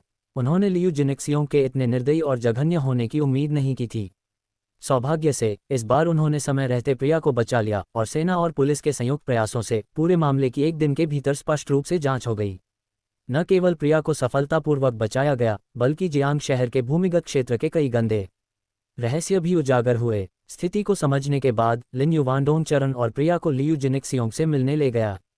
इस समय लियू जिनेक्सियोंग के हाथों में हथकड़ियां थीं, उसका चेहरा पीला पड़ गया था और वह व्याकुल लग रहा था। उसे स्पष्ट रूप से एहसास हो गया था कि उसकी वर्तमान स्थिति ठीक नहीं है। जैसे ही दरवाजा खोला गया, लियू जिनेक्सियोंग ने जल्दी से द्वार की ओर देखा। चरण और प्रिया को देखकर उसके चेहरे पर उलझन के भाव दिखाई दिए। लिन युवानडोंग ने बगल से कहा, लियू जिनेक्सियोंग, तुम्हें शायद इतनी जल्दी पकड़े जाने की उम्मीद नहीं थी, है ना? लियू जिनशियोंग उलझन में दिख रहा था, उसकी नज़रें चरण और प्रिया पर अनिश्चित थीं। क्या हो सकता है कि उसकी इतनी जल्दी पकड़ी गई जान उसके सामने खड़े इन दो लोगों से जुड़ी हो? ये मिस प्रिया, बीजिंग से आए डू कमांडर की बेटी है। तुम में वाकई हिम्मत है कि उसे अगवा करने की हिम्मत कर रहे हो। लिन युवानडोंग के स्वर में गुस्सा और व्यंग्य था। शुक्र है कि इस बार प्रिया सुरक्षित और स्वस्थ थी, वरना अगर उसके इलाके में उसके साथ कुछ हो जाता तो उसे पता ही नहीं चलता कि डू कमांडर के गुस्से का सामना कैसे करे। क्या? लियू जिनशियोंग ये सुनकर हक्का बक्का रह गया, और जब उसकी नज़र प्रिया पर गई तो उसकी आंखों में डर साफ झलक रहा था। उसने कमांडर की बेटी का अपहरण कर लिया। चरण ने प्रिया का हाथ छोड़ा, ठंडे चेहरे के साथ आगे बढ़कर लियू जिनशियोंग का कॉलर पकड़ा और उसे कुर्सी से उठा लिया। तुम लियू जिनशियोंग हो, है ना? मेरी पत्नी को छूने की तुम्हारी हिम्मत कैसे हुई? तुम सच में मौत को दावत दे रहे हो? चरण की बात खत्म होते ही उसने अपने बाएं हाथ से लियू जिनशियोंग का कॉलर पकड़ा और दाएं हाथ को मुट्ठी में भींचकर लियू जिनशियोंग की कमर पर जोर से मारा। उसकी ताकत काफी थी, वार से लियू जिनशियोंग सीधा झुक गया और दर्द से कराह उठा। उसे हथकड़ी लगी थी और उसके पास जवाब देने का कोई रास्ता नहीं था, और चूंकि यह पुलिस स्टेशन था इसलिए उसने जवाबी कार्रवाई करने की हिम्मत नहीं की। चरण ने उसे कई जोरदार घूंसे मारे और लात मारकर जमीन पर गिरा दिया। तुमने मुझे धमकाने के लिए मेरी पत्नी का अपहरण करने की हिम्मत की, हे। उसने चेन जिनशियोंग को ठंडेपन से देखा और कहा, चेन जिनशियोंग, यह मत सोचो कि सिर्फ तुम्हारे गिरफ्तार हो जाने से यह मामला खत्म हो गया है। तुम्हारा परिवार, मैं, चरण, उनसे जरूर मुलाकात करूंगा। पीछे खड़े लिन युवानडोंग ने अपना हाव भाव थोड़ा बदला और आश्चर्य से चरण को देखा। चरण की बातें सुनकर चेन जिनशियोंग का चेहरा एकदम बदल गया। कमर और पेट के हल्के दर्द को नज़रअंदाज करते हुए उसने घबराहट और डर से चरण को देखा और कांपते हुए कहा, तुम क्या करना चाहते हो? मेरे परिवार के साथ क्या करना चाहते हो? तुम जैसे इंसान को क्या डरना भी आता है? चरण उसके पास गया, हाथ बढ़ाया और उसके गाल पर जोर से थपथपाया। उसकी आवाज़ किसी नर्क के राक्षस जैसी थी। ठीक है, अगर तुम नहीं चाहते कि मैं तुम्हारे परिवार को छूऊं तो तुम ऐसा कर सकते हो, लेकिन फिर ईमानदारी से उन सभी बुराइयों को कबूल करो जो तुमने इतने सालों में की हैं, बिना एक भी चूके। लियू जिनशियोंग, मैं अच्छा इंसान नहीं हूँ। अगर मुझे पता चला कि तुम कुछ छिपा रहे हो तो मैं तुम्हारे परिवार का एक हाथ या एक पैर तोड़ दूंगा। समझ रहे हो? चरण का स्वर ठंडा था और उसकी आंखों में हत्या के इरादे साफ दिखाई दे रहे थे। लियू जिनशियोंग समझ गया कि चरण उसे धोखा नहीं दे रहा था। अगर वह अपने सामने इस युवक को संतुष्ट नहीं कर सका तो वह सचमुच अपने परिवार से बदला लेगा। लियू जिनशियोंग की रीढ़ में एक सिहरन सी दौड़ गई, उसके दिल की गहराइयों में एक अजीब सा डर बैठ गया। उसने शांत रहने की कोशिश की, लेकिन उसका शरीर कांप रहा था। घर पर उसके 70 साल के माता पिता, एक खूबसूरत और गर्भवती दूसरी पत्नी और उसकी पूर्व पत्नी से 2 बेटे और एक बेटी थे। उसने इतने अपराध किए थे कि जेल से जिंदा बाहर निकलना उसके लिए नामुमकिन था। लेकिन अगर घर के ये लोग चरण के प्रतिशोध का शिकार होते? लियू जिनशियोंग ने आगे सोचने की हिम्मत नहीं की। वह जल्दी से चिल्लाया, मैं बताऊंगा, मैं ईमानदारी से अपनी सारी गलतियां कबूल करूंगा। चरण, तुम्हें मुझसे वादा करना होगा कि तुम मेरे परिवार को नहीं छुओगे। चरण ने व्यंग्य किया, ये पहले तुम्हारी ईमानदारी पर निर्भर करता है। लियू जिनशियोंग सिहर उठा और ईमानदारी से वर्षों से अपनी अवैध गतिविधियों को कबूल करने लगा। लिन युवानडोंग की आंखें चमक उठीं और उसने जल्दी से किसी को रिकॉर्डिंग शुरू करने के लिए ढूंढ लिया। लियू जिनशियोंग सचमुच डर गया था कि चरण उसके परिवार से बदला लेगा, और इस बार उसने अपने सभी आपराधिक कृत्य कबूल कर लिए। कारखाने में महिला कर्मचारियों के साथ छेड़छाड़ करने, इस लड़की की हत्या करने और प्रिया का अपहरण करने के अलावा लियू जिनेक्सियोंग भी जियांग हुई को धन शोधन और कर चोरी में मदद करने में शामिल था। इसके अलावा उसने जियांग हुई द्वारा अधिकारियों को रिश्वत देने का भी पर्दाफाश किया। लिन युवानडोंग बगल से सुन रहा था, उसकी आंखें और भी चमक रही थीं। उसे लियू जिनेक्सियोंग से कई उपयोगी जानकारी मिली, जिससे पूछताछ के दौरान जियांग हुई के मनोवैज्ञानिक बचाव को तोड़ना आसान हो गया। ये जानना जरूरी है कि जियांग हुई के पीछे अभी भी कई बड़ी मछलियां छिपी थीं। उदाहरण के लिए, उसका समर्थक कौन था और उसे ड्रग्स कहाँ से मिलते थे। इन बाद के मामलों की गहन जांच और पूछताछ की जरूरत थी। हालांकि इन मामलों का चरण और प्रिया से कोई लेना देना नहीं था। लियू जिनेक्सियोंग ने ईमानदारी से अपने कई अवैध और आपराधिक कृत्यों को कबूल किया और बहुत संभव था कि उसे मौत की सजा सुनाई जाए। उसे अपने किए की कीमत चुकानी पड़ेगी। पूछताछ कक्ष से बाहर आने के बाद लिन युवानडोंग ने चरण और प्रिया को दरवाजे पर आते देखा और थोड़ी देर झिझकने के बाद उसने फिर भी चरण को पुकारा। मिस्टर किन, आप लियू जिनशियोंग के परिवार के साथ कुछ नहीं करेंगे, है ना? पूछताछ कक्ष में वापस चरण की नज़र लियू जिनशियोंग पर भयंकर और रौबदार थी। लिन युवानडोंग को सचमुच उसकी ओर से जानलेवा इरादे का आभास हो गया था।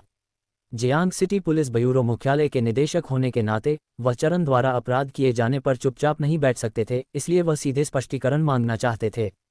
अगर चरण के मन में सचमुच ऐसा कोई विचार था तो वह उसे जल्दी से मना लेना चाहते थे।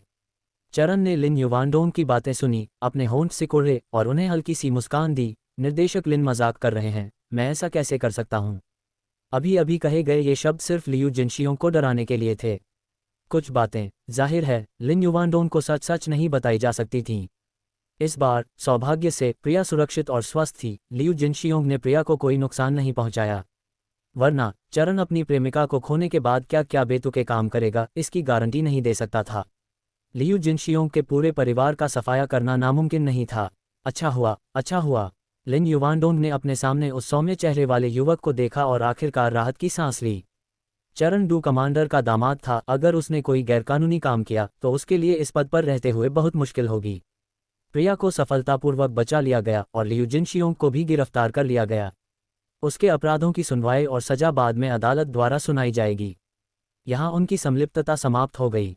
चरण के बाद पुलिस स्टेशन से निकलकर प्रिया और लीकुन मशीनरी फैक्ट्री जाने के लिए टैक्सी लेकर तैयार हो गए। ये घटना मशीन के डिज़ाइन और चित्रों के कारण हुई थी। अब जबकि लियू जिनशियोंग की गिरफ्तारी हो चुकी है, कर चोरी और कर धोखाधड़ी के कारण होंगयुआन मशीनरी फैक्ट्री को भी सील कर दिया गया है। फिलहाल जीत की तलाश में आगे बढ़ने का यह एक अच्छा समय था। चारण चाहते थे कि ली लिकुन होंगयुआन मशीनरी फैक्ट्री का अधिग्रहण करें और लिकुन मशीनरी फैक्ट्री का विस्तार जारी रखें। लीकुन मशीनरी फैक्ट्री। चरण प्रिया को यहाँ लाया और ली लीकुन ने व्यक्तिगत रूप से उन दोनों का स्वागत किया। वह बेहद उत्साहित और रोमांचित लग रहा था। चरण, मैंने सुना है कि होंगुआन मशीनरी फैक्ट्री बंद होने वाली है और लियू जिनेक्सियोंग को पुलिस ने गिरफ्तार कर लिया है। आपको अंदाजा नहीं है कि मैं कितना खुश हूँ। चरण ने उसकी उत्तेजित अभिव्यक्ति देखी और प्रिया के साथ एक असहाय नज़र का आदान प्रदान किया। इस बार लियू जिनेक्सियोंग को भी सेना और पुलिस की संयुक्त जांच का निशाना बनाया गया, क्योंकि उसने चरण को धमकाने के लिए प्रिया का अपहरण किया था। अगर ऐसा नहीं हुआ होता तो लियू जिनेक्सियोंग शायद कुछ और समय के लिए न्याय से बचता रहता। कभी कभी इसे केवल भाग्य के लिए जिम्मेदार ठहराया जा सकता है। भाई ली, मैं इस बार आपके साथ इस मामले पर चर्चा करने के लिए यहाँ आया था। अब जब होंगुआन मशीनरी फैक्ट्री बंद हो गई है तो हम लीकुन मशीनरी फैक्ट्री इसे अधिग्रहित करने और अपने उत्पादन पैमाने का विस्तार करने का अवसर क्यों नहीं लेते? हे सच कहूँ तो जब से हमने आज सुबह ये खबर सुनी है, मैं फैक्ट्री के उच्च स्तरीय अधिकारियों के साथ इस पर चर्चा कर रहा हूँ। चूंकि आप, चरण, भी ऐसा ही सोचते हैं तो मैं ज़रूर करूँगा। लीकुन हंसा, उसका चेहरा उत्सुकता से भर गया। ये संभव है भाई ली, आपको डिज़ाइन ब्लूप्रिंट की चिंता करने की ज़रूरत नहीं है। अगर बाद में नए ब्लूप्रिंट आते हैं तो मैं आपको उन्हें लेने के लिए सूचित कर दूंगा। जब चरण ने यह बताया तो उसके चेहरे पर एक अजीब सा भाव आ गया। हालांकि ये बात कि मैं लीकुन मशीनरी फैक्ट्री का डिज़ाइनर हूँ भविष्य में बाहर नहीं फैलनी चाहिए और इसे हमारे आंतरिक कर्मचारियों तक ही सीमित रखना बेहतर है। ठीक है, मैं समझ गया। लीकुन तुरंत सहमत हो गया। उसने सिर खुजाते हुए कहा, सच कहूँ तो जब से हमारी लीकुन मशीनरी फैक्ट्री फिर से उभरी है, बहुत से लोग ईर्ष्यालु हो गए हैं। बहुत से लोग ये पूछने आए हैं कि हमारा डिज़ाइनर कौन है और डिज़ाइन के ब्लूप्रिंट कहाँ से आए हैं। और भी बहुत से लोग हैं जो आपको अपने जाल में फंसाना चाहते हैं। अगर ली कुन मशीनरी फैक्ट्री के 40% शेयरों पर चरण का नियंत्रण न होता तो ली कुन को शायद सचमुच डर लगता कि चरण को बहकाया जा सकता है। लेकिन चरण ली कुन मशीनरी फैक्ट्री का जूनियर बॉस है, तो उसे कोई आसानी से कैसे अपने जाल में फंसा सकता है। तो परेशानी से बचने के लिए अब से इसे गोपनीय ही रहने दें। चरण ने जल्दी से निर्देश दिया। फैक्ट्री के भविष्य के विकास की दिशा के बारे में ली कुन से बातचीत करने के बाद दोपहर हो गई। ली कुन ने चरण को आमंत्रित किया और प्रिया को पास के एक रेस्तरां में खाने के लिए ले गए। चरण ने मना नहीं किया। उसने और प्रिया ने दोपहर में हुआंगान काउंटी लौटने की योजना बनाई, इसलिए उन्हें हमेशा दोपहर में जियांग सिटी में दोपहर का भोजन करना पड़ता था। लीलिकुन और लिकुन मशीनरी फैक्ट्री के अन्य मुख्य सदस्यों के साथ दोपहर का भोजन करने के बाद चरण और प्रिया हुआंगान काउंटी लौटने के लिए तैयार हुए। लीलिकुन ने किसी को उन्हें वापस भेजने की व्यवस्था की। चरण इस बार हुआंगान काउंटी में सशस्त्र बल विभाग के प्रमुख जो यांग के साथ आया था। हालांकि जो यांग प्रिया को बचाने के मिशन को पूरा करने के बाद कल रात अपनी टीम के साथ हुआंगान काउंटी लौट आया था, इसलिए उसने लीलिकुन की दयालुता को सहर्ष स्वीकार कर लिया। कार में बैठकर चालक तेजी से हुआंगान काउंटी की ओर चला गया। रास्ते में प्रिया को मोशन सिकनेस के कुछ लक्षण दिखाई दिए, लेकिन सौभाग्य से ये बहुत गंभीर नहीं था। प्रिया कल रात ज्यादा सोई नहीं थी और चरण से कुछ देर बातें करने के बाद उसे नींद आने लगी। चरण ने अपना कंधा थपथपाया, जिससे वह उसके सहारे टिक गई और थोड़ी देर के लिए झपकी ले ली। जियांग शहर से हुआंगान काउंटी तक एक समान गति से गाड़ी चलाने में लगभग 3 घंटे लगेंगे। प्रिया मोशन सिकनेस से परेशान थी, इसलिए वह सोकर इसे कम करना चाहती थी। चरण से सटकर उसने बस उसके आलिंगन को गर्म और आश्वस्त करने वाला महसूस किया। उसकी अनोखी खुशबू को सूंघते हुए प्रिया कुछ ही देर में सो गई। चरण ने उसे थामे रखा, ध्यान से प्रिया के सिर की रक्षा करते हुए। 2 घंटे से ज्यादा समय बाद ड्राइवर ने चरण और प्रिया को छोटे से आंगन के प्रवेश द्वार पर उतार दिया। प्रिया को गहरी नींद में सोते हुए देखकर चरण ने उसे जगाया नहीं, बल्कि झुककर उसे कार से बाहर ले गया। ड्राइवर को धन्यवाद देने के बाद चरण ने प्रिया को पकड़ लिया और ड्राइवर को जाते हुए देखा। मास्टर तियांगे। चरण के पीछे से 2 आवाजें गूंजी, जिससे उसकी बाहों में मौजूद प्रिया थोड़ी चौंक गई। चरण ने जल्दी से मुड़कर देखा तो झांग जिनिंग और विक्रम उसके पीछे खड़े थे और उसे चिंता से देख रहे थे। चरण में प्रिया को देखकर की बाहों में दोनों के चेहरे के हाव भाव एकदम बदल गए। मास्टर, क्या सिस्टर प्रिया ठीक हैं? क्या भाभी ठीक हैं? दोनों ने एक साथ पूछा। चरण की बाहों में प्रिया चौंक कर जाग गई। उसने महसूस किया कि वह चरण की बाहों में है और जल्दी से चरण के कंधे पर थपथपाया और उसे नीचे उतारने के लिए कहा। चरण ने उसे ध्यान से नीचे उतारा और उसे सहारा देने के लिए आगे बढ़ा। मैं ठीक हूँ जीनिंग। विक्रम, तुमने मुझे चिंतित कर दिया था। प्रिया ने अपने चेहरे पर हल्की मुस्कान दिखाई, जिससे उन दोनों को सांत्वना मिली। तुमने मुझे बहुत डरा दिया। वाह वाह वाह सिस्टर प्रिया, शुक्र है कि आप ठीक हैं। झांग जिनिंग आगे बढ़ी, हाथ बढ़ाया और प्रिया को गले लगा लिया और फूट फूट कर रोने लगी। कल चरण के सशस्त्र बल विभाग के लोगों के साथ चले जाने के बाद झांग जिनिंग छोटे से आंगन में रुकी। वे दोनों पूरी रात छोटे से आंगन में जागते रहे, चरण और प्रिया की खबर का इंतजार करते रहे। अब प्रिया को सुरक्षित लौटते देख झांग जिनिंग और विक्रम ने सचमुच राहत की सांस ली। ये ठीक है, रोना मत। चलो पहले वापस अंदर चलते हैं और बात करते हैं। प्रिया ने हल्के से झांग जिनिंग का हाथ थपथपाया और उसे आंगन की ओर खींच लिया। सभी लोग मुख्य हॉल में आकर बैठ गए, जिसके बाद झांग जिनिंग और विक्रम ने जल्दी से पूरी घटना के बारे में पूछताछ की। झांग जिनिंग और विक्रम दोनों विश्वसनीय लोग थे, इसलिए चरण ने उनसे कुछ नहीं छिपाया। उसने शुरू से अंत तक पूरी घटना झांग जिनिंग और विक्रम को सुनाई। सुनने के बाद झांग जिनिंग और विक्रम दोनों चौंक गए। हे भगवान, इस दुनिया में इतना शातिर और क्रूर व्यक्ति कैसे हो सकता है? ये घटना वाकई बहुत खतरनाक थी। शुक्र है कि सिस्टर प्रिया ठीक हैं। ऐसे इंसान को बिजली गिरने और भयानक मौत मरने का हक है। विक्रम और झांग जिनिंग इतने गुस्से में थे कि उनके चेहरे लाल हो गए और गर्दन सूज गई। अगर वे वहां होते तो शायद लियू जिनशियोंग को बुरी तरह पीटते। सौभाग्य से तियान तियान अब ठीक है और लियू जिनिक्सियोंग पकड़ा गया है, और इस घटना के कारण इस बार जियांग शहर में बड़े पैमाने पर सफाई की जाएगी। कई निर्दोष लोग जो अन्यायपूर्ण तरीके से मारे गए, उन्हें शांति से आराम करने में सक्षम होना चाहिए। चरण ने किनारे से कहा, हाँ, ये वास्तव में संतोषजनक है कि लियू जिनिक्सियोंग और जियांग हुई जैसे संकटों को समाप्त कर दिया गया है। विक्रम उत्साह से भरा हुआ था, हाथ बढ़ाकर मेज पर जोर से थपथपाया। डिंगेलिंग। जब सब लोग बात कर रहे थे, अचानक मुख्य हॉल में टेलीफोन की घंटी बजी। झांग जिनिंग ने अपने माथे पर थपथपाया और जल्दी से कहा, मैं लगभग भूल ही गई थी गुरु। सिस्टर प्रिया, बीजिंग में सिस्टर प्रिया के माता पिता ने फ़ोन किया था, लेकिन आप दोनों अभी तक वापस नहीं आए। चरण ने सिर हिलाया, ये दर्शाता है कि वह जानता था। उसने प्रिया का हाथ पकड़ा, टेलीफोन के पास गया और रिसीवर उठाया। हेलो चरण, क्या तुम और तियान तियान अब घर पहुंच गए हो? तियान तियान कैसी है? क्या वह डर गई थी? फोन से वेन लिजुन की चिंतित आवाज आई। चरण ने जल्दी से कहा, हम अभी घर पहुंचे हैं माँ, चिंता मत करो, तियान तियान ठीक है। मैं उसे आपसे बात करने दूंगा। अच्छा अच्छा, नमस्ते माँ, यह मैं हूँ, तियान तियान। चरण और मैं पहले ही घर पहुंच चुके हैं। मैं ठीक हूँ, मुझे चोट नहीं आई, उन लोगों ने मुझे नुकसान नहीं पहुंचाया। प्रिया के फ़ोन लेने के बाद वह वेन लिजुन से बातचीत करने लगी। वेन लिजुन ने प्रिया से कुछ देर बातचीत की और चरण और प्रिया के लिए अंगरक्षकों की व्यवस्था करने की बात उठाई। तियान तियान, तुम्हारे पिता और मैं तुम्हारी और चरण की सुरक्षा को लेकर बहुत चिंतित हैं, इसलिए हमने तुम्हारी और चरण की सुरक्षा के लिए 2 अंगरक्षकों की व्यवस्था करने का फैसला किया है। तुम और चरण क्या सोचते हो? जब प्रिया ने वेन लिजुन की बातें सुनी तो उसका पहला विचार ये था कि क्या उनके जैसे छोटे लोगों के लिए अंगरक्षक रखना बहुत अतिशयोक्ति होगी। लेकिन ये याद करते हुए कि कैसे इस बार लियूजेनिक्सियों के आदमियों ने चरण को धमकाने के लिए उसका अपहरण कर लिया था, उसे लगा कि उसके माता पिता के विचार उचित थे। हालांकि उसे अभी भी इस मामले पर चरण की राय की आवश्यकता थी।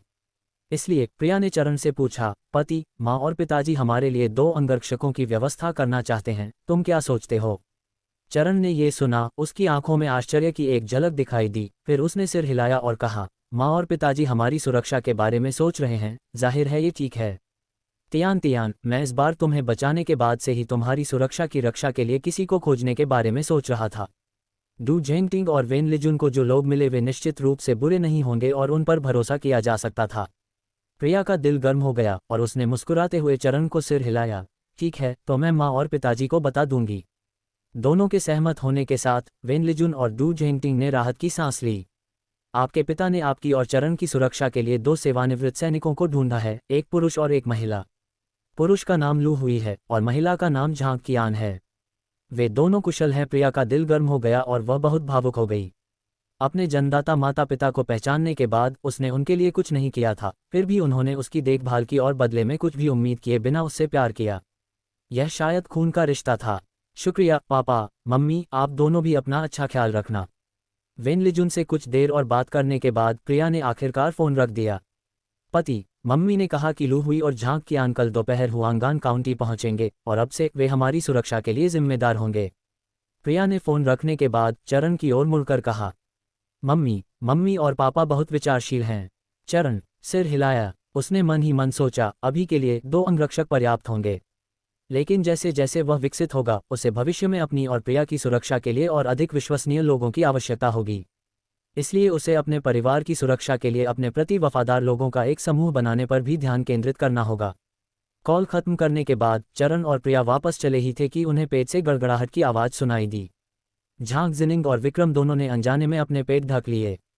चरण ने आश्चर्य से दोनों को देखा, तुम दोनों ने कब से कुछ नहीं खाया है? विक्रम ने चरण को दयनीय दृष्टि से देखा, पिछला भोजन नाश्ता था। झांग जिनिंग को भी इस समय बहुत भूख लगी थी और उसने जल्दी से अपने बैग से बिस्कुट के 2 पैकेट निकाले, एक विक्रम को दिया, इसे खा लो, इससे तुम्हारा पेट भर जाएगा। आज रात का खाना मालिक बनाएंगे और मैं भी कई कटोरे चावल खाना चाहता हूँ। चरण ने दोनों को बिस्कुट खाते देखा और थोड़ा अवाक रह गया। तुम दोनों दयनीय व्यवहार करना बंद करो। मैं अभी रसोई में खाना बनाने जा रही हूँ। आज हम जल्दी खाना खा लेंगे। ठीक है, धन्यवाद गुरुजी। झांग जिनिंग तुरंत खुश हो गई। विक्रम भी जोर से हंस पड़ा। वे तो बस चरण के हाथ के बने खाने के लिए तरस रहे थे। मुख्य हॉल में प्रिया विक्रम और झांग जिनिंग से बातें कर रही थी, जबकि चरण रसोई में खाना बनाने चला गया। फ्रिज में सामग्री रखी थी, इसलिए बाहर जाकर कुछ खरीदने की जरूरत नहीं थी। जल्द ही उसने व्यंजनों से भरी एक मेज सजा दी और सब उन्हें खाने के लिए मुख्य हॉल में ले आए।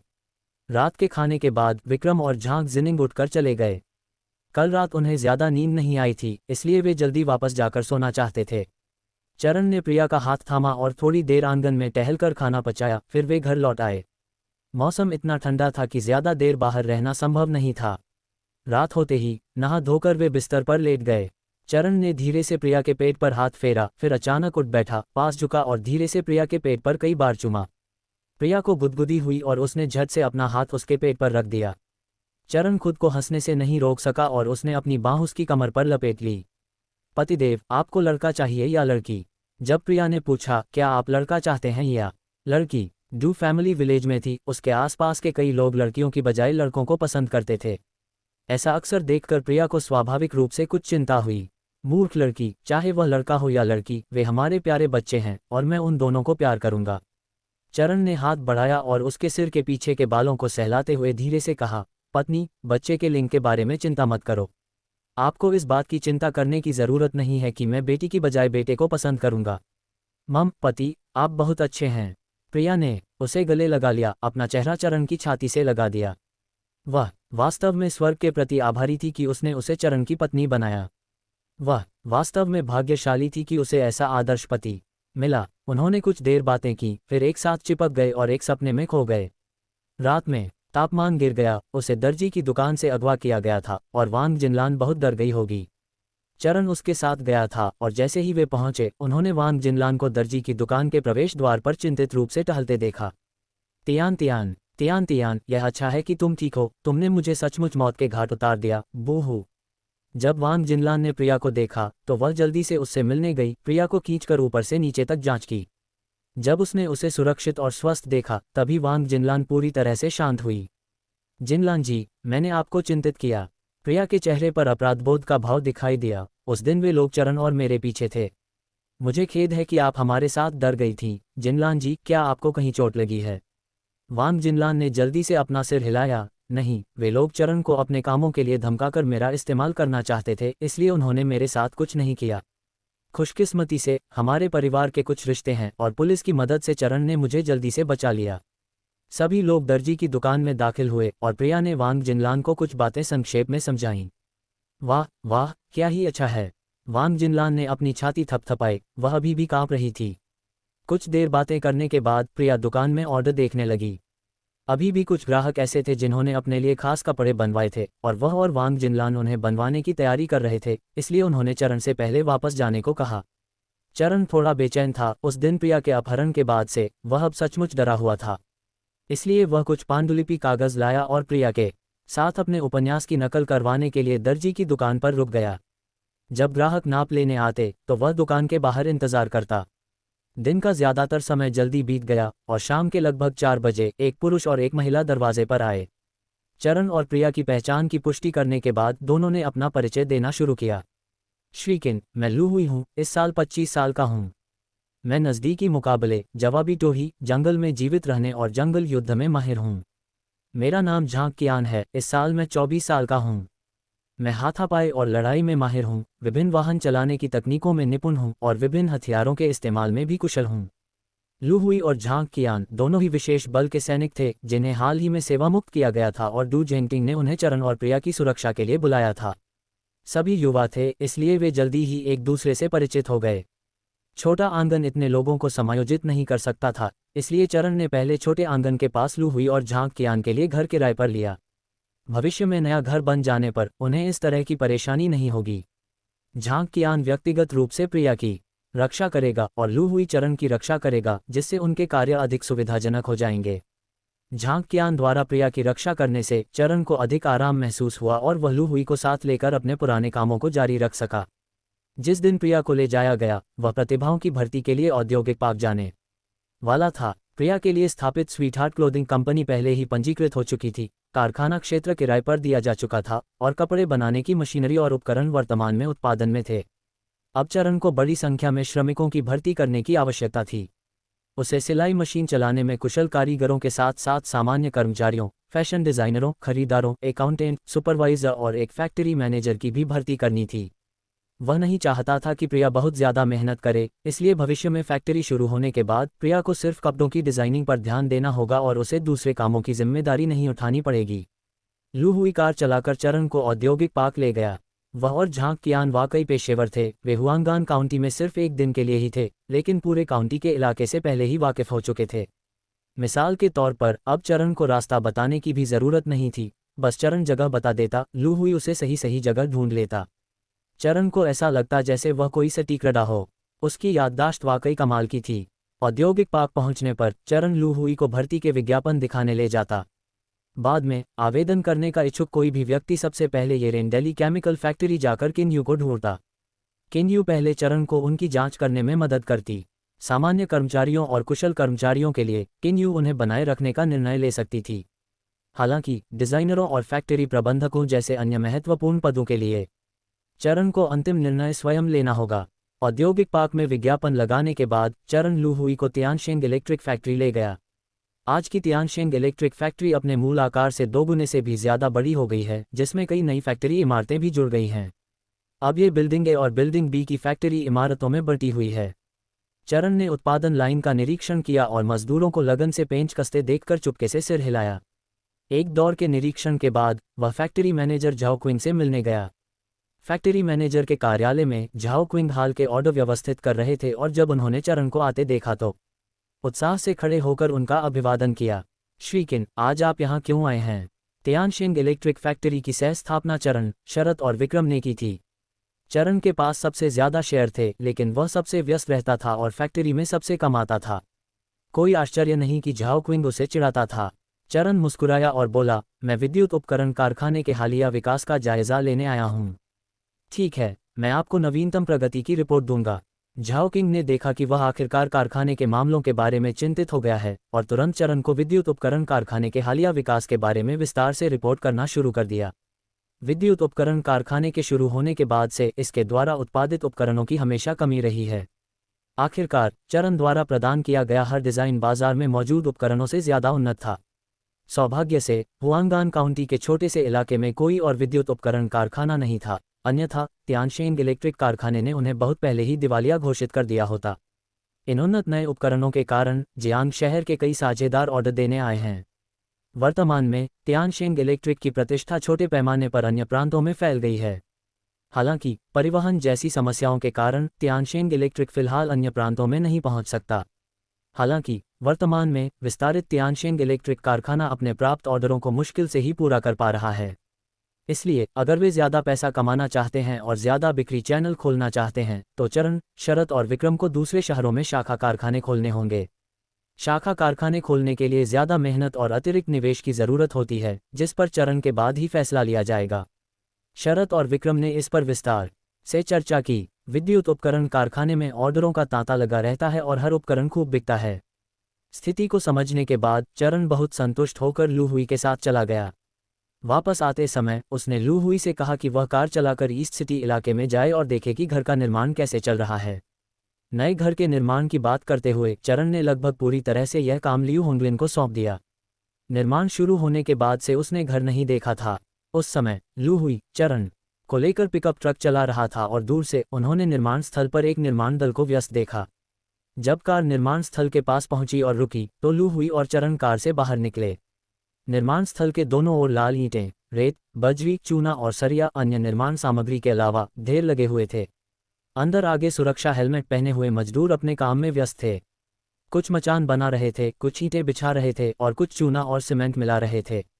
चारण ने निर्माण स्थल के एक कोने में लियू होंगलिन को सुरक्षा हेलमेट पहने और इंजीनियरों को डिज़ाइन के चित्र समझाते हुए पाया।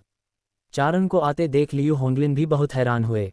आखिरकार निर्माण शुरू हुए इतने दिन हो गए थे और आखिरकार चारण से मिलना वाकई आसान नहीं था। अंकल लियू, मैं घर के निर्माण की प्रगति देखने आया हूँ। चारण ने विनम्र मुस्कान के साथ आगे कदम बढ़ाया।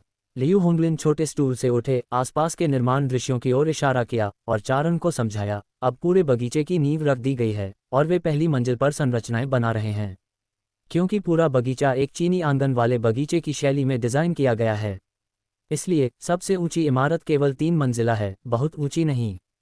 चारण ने चारों ओर देखा और कई एकड़ जमीन निर्माण स्थल थी। क्या आगे और पीछे के आंगन में मुख्य इमारतें एक साथ बन रही हैं? चारण ने पूछा। हाँ, क्या आपने नहीं कहा था कि आप इसे जल्दी पूरा करना चाहते हैं? इसलिए मैंने कुछ और निर्माण टीमों को एक साथ काम शुरू करने के लिए कहा, जिससे काफ़ी समय बच सकता है। लियू होंगलिन ने कहा। यह अच्छी बात है। चारण लियू होंगलिन की कार्यकुशलता से बहुत संतुष्ट थे। ज़्यादा दिन नहीं हुए थे और बगीचे का निर्माण शुरू हो चुका था। बगीचा जितनी जल्दी बन जाता उतनी ही जल्दी वह और प्रिया उसमें रहने लग जाते। लियू होंगलिन के साथ चरण ने चारों ओर घूमकर देखा और बढ़ती दीवारों और घरों को देखकर वह सचमुच उत्साहित हो गया। नए घर की प्रगति को समझने के बाद चरण जाने के लिए तैयार हो गया। उसने लियू होंगलिन से कहा कि निर्माण कार्य में लगे मजदूर हर दिन कड़ी मेहनत करते हैं और यह आसान नहीं है, खासकर ठंड के मौसम में, इसलिए उसे यह सुनिश्चित करना चाहिए कि खाना भरपूर और पौष्टिक हो। लियू होंगलिन ने चरण की बात सुनी और उसे अंगूठा दिखाया। चिंता मत करो, मैं यहाँ खुद निगरानी कर रहा हूँ, इसलिए कोई भी पैसे की हेराफेरी नहीं कर सकता और मजदूरों को उनके हक का पूरा फायदा मिलेगा। ये सुनकर चरण मुस्कुराया और जल्दी से सिर हिलाया। जाहिर है, उद्योग में आपकी प्रतिष्ठा सिर्फ दिखावे के लिए नहीं है। लियू होंगलिन खिलखिलाकर हंसा और चरण का कंधा थपथपाया। उसे लगा कि चरण उसे बहुत पसंद है।